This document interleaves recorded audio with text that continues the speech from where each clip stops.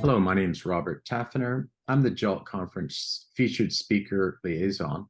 I'm very pleased to introduce featured speaker Dr. Shannon Sauro. Dr. Shannon Sauro is a specialist in technologically mediated language teaching and learning and second language literacy.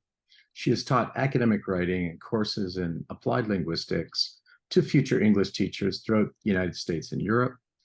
She also supervises graduate level students that focus on the use of technology for learning languages and intercultural competence. So welcome.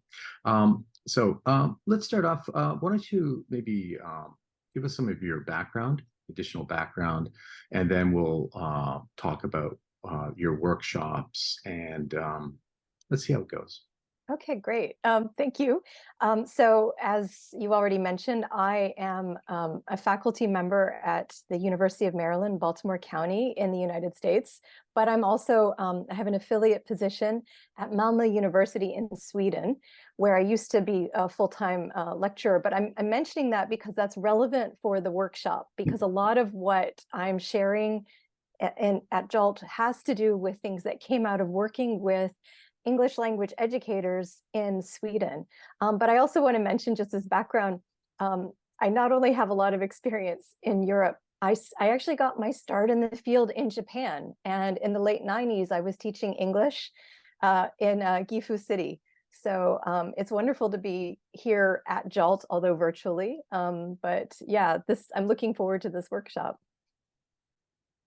Great, yeah. Can you tell us a little bit about the workshops that you'll be holding, and in particular, like what can our participants gain from attending your workshops?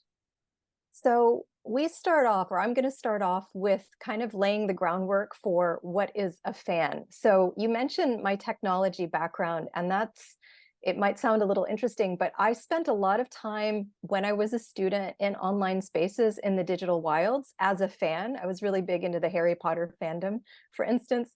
And while I was there, I encountered a lot of people who were in fan spaces as fans online, learning and developing second language skills. And it wasn't just in English, it was other languages too. And so that really inspired my thinking, because I saw these people putting all this energy into something they were passionate about and looking at their language develop. And I thought, as a teacher myself, as a teacher trainer, what can I do to tap into that kind of interest in my own classes? And so that led to the background of the research that I do on fan practices in the digital wilds, in particular on fan fiction. And so this workshop kind of lays a foundation for what is it to be a fan. Do you know what a fan is? Do you consider yourself a fan, Robert? For certain things, certainly. So a lot of people will wonder, like, if I'm not a fan, if my students aren't fans, can we still do that? So we explore that a little bit. But I also, it's really a learning through doing experience, something that I developed with colleagues while I was in Europe as part of a project called FanTALES. So that was a 3-country project with teachers, researchers, and secondary school teachers in Sweden, Belgium, and Germany to develop these interactive teaching materials for interactive, multilingual digital fan fiction storytelling activities. And so these learning through doing modules have been transformed for different populations. And the one that I'm bringing is to help introduce teachers into the idea of bringing fan fiction into my classroom.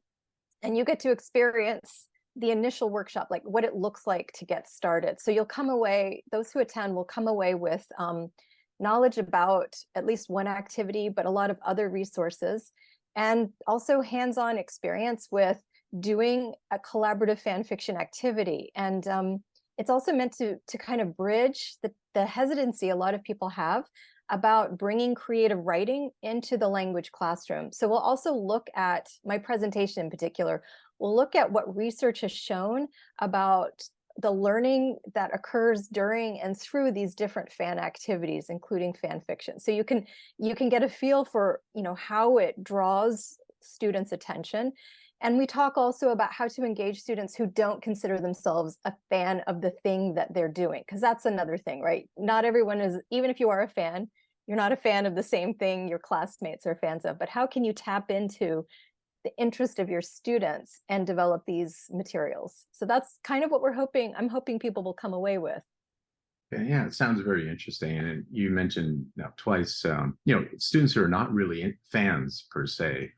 And yeah, so I guess through interaction with other students, I mean, they develop maybe or focus on maybe they are a fan of something and can include that. Yeah, so that sounds quite interesting. So certainly fan is like you're focusing on fans. Do you have are there some other applications of the ideas that you're introducing? Well, I think what we can see is that these types of activities are, I'm focusing on the popular culture, the fan side, but they are a kind of task-based language teaching.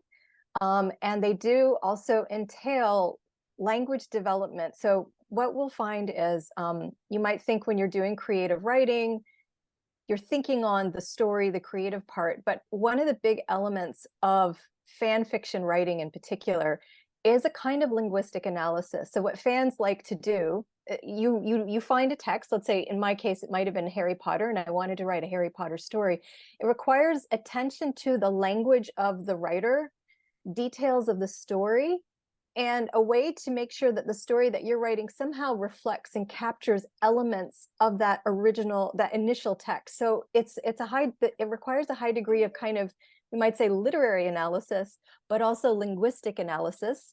And that facilitates language awareness that goes into the production and the output. So it is a kind of, I teach these activities to my own students in my second language writing course. So it is actually something you could do and modify for different levels, but it is a type of, we might say, academic writing, because in academia, you encounter creative text, literature, and you're kind of sharing with your students not only how to write it, but how to read it and analyze it.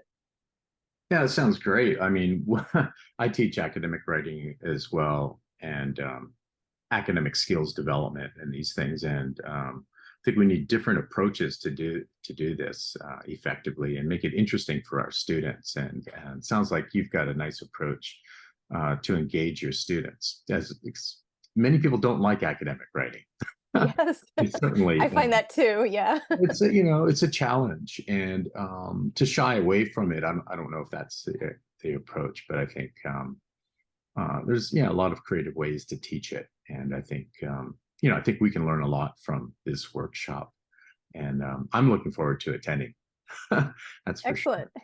Do you have any other comments on like maybe your maybe future research objectives, or even you have graduate level students Mhm. that are engaged in this? Maybe some final comments on that. Yes. So I have a few final comments. I'm glad you mentioned graduate students. So although this work was initiated in my time in Sweden, because I found, again, a lot of my students in Sweden were very engaged in popular media and English. So it aligned itself well with drawing on their interests. But I brought this to the United States, where we see English language teaching in the United States is different. So English is not a foreign language in the US, and it's often, a necessary language for access to all the curriculum. So my students here also go through the fan fiction project, but they modify it for the learners they have. And I have this wonderful student right now who is herself a high school teacher in Maryland, and she works with a very mixed class of learners. So some are very advanced, some are repeating, some are second language learners. So she has a mixture, but she brought in the fan fiction project and modified it for her population, and is going to do her master's thesis on that. So I'm very excited to see that work coming out. And when you're mentioning other work that's coming up, I have to give a bit of a plug. Right now, I'm in the process of writing a book. It's for Routledge, and it's on fan fiction and fan practices for language teaching and learning. And so this is where I'm putting together all the work that I've done, but with different chapters targeting things for teachers, researchers, and people who want to know more about this. So that's a big upcoming project. Hopefully I'll be done with it next year. So just giving a heads up about that for those who find this interesting and want to know more.